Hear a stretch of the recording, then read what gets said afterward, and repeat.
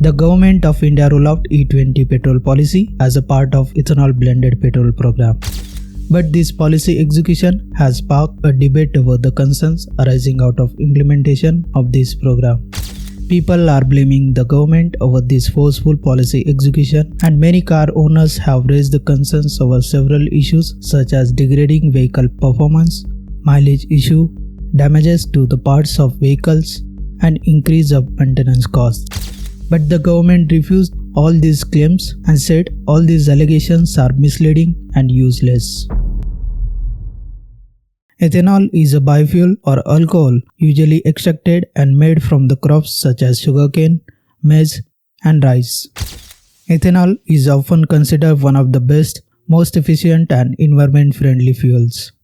When the ethanol is mixed with the petrol, it is called ethanol blended petrol, and the percentage of ethanol signifies the type of fuel. For instance, E5 petrol contains 5% ethanol and 95% petrol.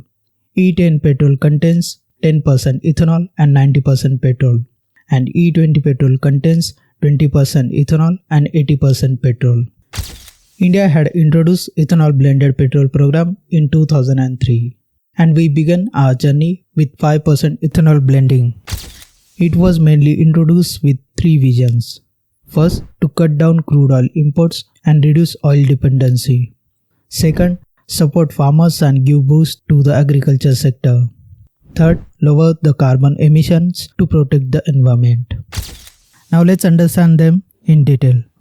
Our Indian economy is heavily reliant on crude oil imports from other countries. We primarily import crude oil from the Middle East and Russia, and it is nearly 85% of our total oil needs. Therefore, India started shifting towards sustainable alternative fuels to reduce crude oil dependency. As we know, India's agriculture sector has a significant role in the Indian economy. Therefore, this program also has a vision of supporting a rural economy by transferring benefits to agriculture. It provides additional income for farmers by using crops and agriculture waste as feedstock for ethanol production. The government says ethanol blended petrol provides better acceleration and reduces emissions by approximately 30%. A study by Niti Aayog has said that the greenhouse gas emissions from the ethanol is 50 to 65% lesser than the petrol. Therefore, ethanol provides energy security with significant economic and environmental benefits. The national policy on biofuel was introduced in 2018.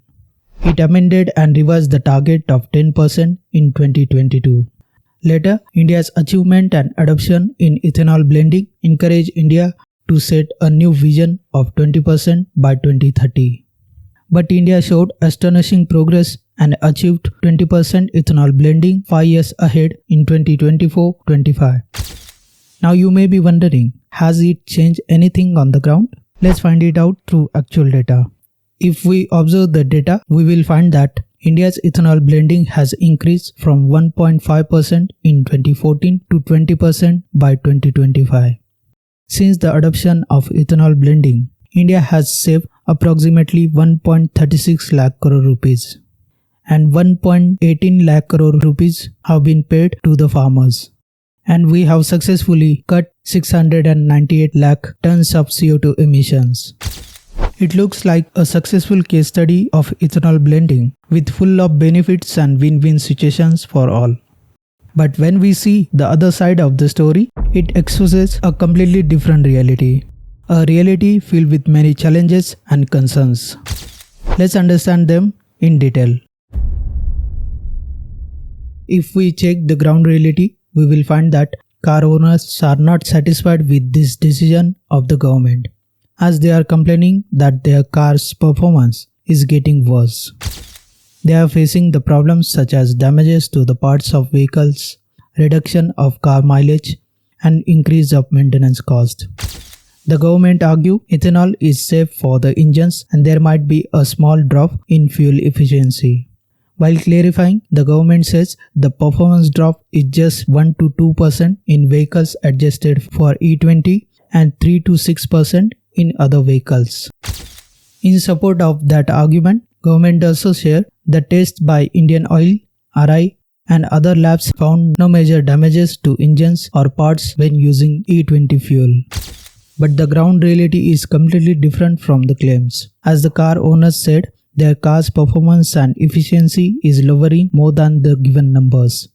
Numerous automobile experts have confirmed that the ethanol blending has affected the vehicles severely.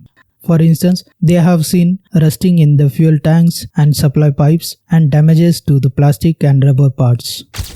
It is mainly affecting the vehicles that were produced before April 2023. Moreover, some BS6 cars are also not compatible with E20 fuel, because most of these cars are only compatible with E5 and E10 type fuel. People are saying the government has forcefully implemented the decision, and they have been left with no choice. For instance, after the rollout of E20, other options of fuels such as E5, E10 are not available on the petrol pumps. People are forced to buy E20 petrol, which may not be compatible with their vehicle or damage their vehicle. On the other hand, other parts of the world such as Brazil, Europe, and the USA offer multiple fuel options for the car owners. Moreover, people are not getting the benefits of cost reduction even after a blend of 20% ethanol. And these petrol selling companies are making huge profits out of that.